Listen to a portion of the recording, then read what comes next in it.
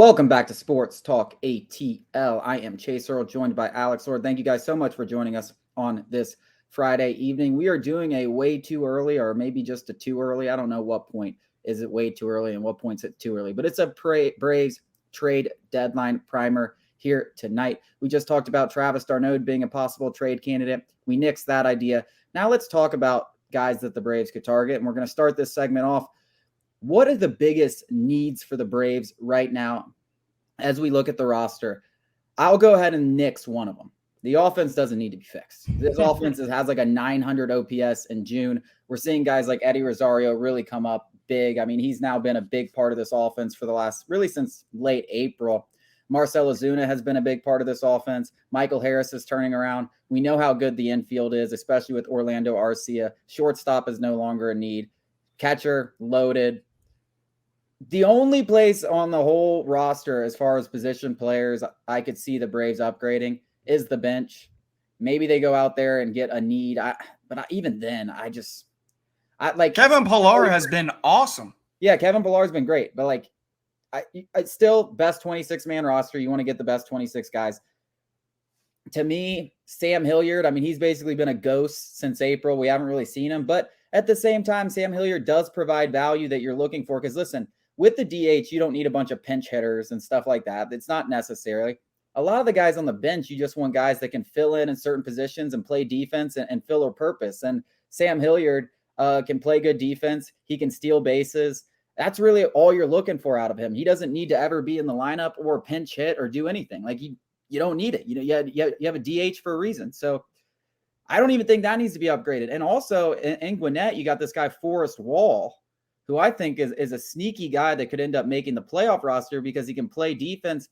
And he stole, I don't know, the last time I checked, he's 39 for 39 in stolen base attempts. 39 for 39. So if you're talking about just like a Billy Hamilton type guy that can go out there and steal a base in the ninth inning of a playoff game, maybe they bring him up. So you're really looking on the bench for specialists. And I think they got a pretty good one in Hilliard, and Forrest Wall could be your base stealing specialist. So I don't see any reason, unless there's an injury, for them to go after a position player. I just don't see any. Yeah, I agree. And somebody you didn't even mention, listen, it's the best offense in baseball right now. And Austin Riley hasn't even hit his stride, really. I mean, he coming into the year, other than probably Acuna, everybody would have said Austin Riley was the best offensive player on the team, other than probably Ronald Acuna. And especially with Ronald Acuna coming off the injury, there were question marks. Everybody was expecting MVP-like numbers from Austin Riley, and he hasn't been that guy, though. The summer months are heating up. Austin Riley's heating up. Quote Chase Earl. Love that. It's so true. So he hasn't even really hit his stride, which is just crazy to think about. Offense is not the worry. For me, and I've said it before, I'll probably write something on it. Again, follow the site, sportstalkatl.com. Please, all of our information's on there. All of these clips will be on YouTube. If you missed any of the previous segments, Sports Talk ATL, please subscribe. It's the bullpen. Nick Anderson in high leverage situations, I'm going to say it until I'm blue in the face. I just don't like it. Yeah, well, this is purple. The color's not doing not justice. Yeah, it's supposed to be purple. Go Tigers. Purple. Go Tigers. Go Tigers.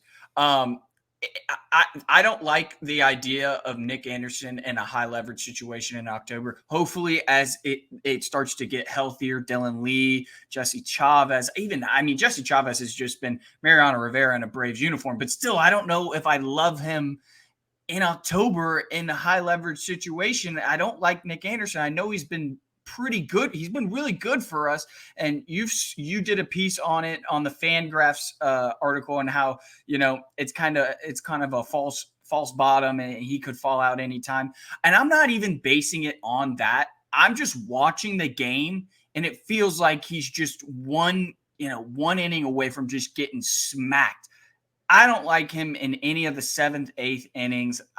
I think it's a high leverage arm has got to be the goal. Even one guy, it's got to be a high leverage arm. Aroldis Chapman is a name. I know we're going to get into it later, but for me, it's a high leverage arm. Yeah, it's either starting pitching or high leverage arms. I know a lot of people talk about starting pitching, and that's because Max Fried and Kyle Wright have been out the entire season. But I have almost full confidence Max Fried will be back around the All-Star break. That seems to be on the trajectory that he's on. We might see him make a rehab start before then, which would be huge. If you get him back, like I don't see his injury being one where he doesn't look like the same guy he was pre-injury. I see this as been more of a precautionary measure. They want to make sure he's fully healthy 100% for down the stretch. If he gets back around the All-Star break, he's going to have, 3 months to find his groove before we really need him to be that guy again. To me, the starting rotation is not a problem. And like you said in the last segment, Michael Soroka, Colby Allard, like all those guys could make an impact. Jared Schuster's been decent. Like Charlie Morton, Spencer Strider, all these Bryce Elder, like they've all been good. You got enough starting pitching. And I know we always say you can never have enough pitching, but I think you've got enough to where, plus knock on wood. Starting pitching, I'm actually at a wood table this time. Starting pitching at the trade deadline is also so expensive. And this is going to be a seller's market. They're going to have all the power because there's not a lot of sellers. So the prices on these starting pitchers, even rentals, are going to be pretty extreme. And the Braves don't have a bunch of prospect capital to just be giving it. They don't have it. They can't make a blockbuster trade. They can't. They simply cannot do it. They do not have the prospects, and they're not going to trade anyone on their major league roster. They do not, except maybe Schuster. He could probably be the one guy you could consider as trading. So hopefully he builds up his value if you want to make a big move, but I don't think they need to. I think you're 100% right. Maybe a back-end starter that can eat innings. Lucas Giolito, we'll talk about him in a minute. But the number one priority, the biggest need on this team, what can really put them over the top, is a good closer, high-end guy that can come in the 8th inning and take some pressure off guys like Nick Anderson, Jesse Chavez. Coming up after the break, we're going to get into names and targets for the Braves.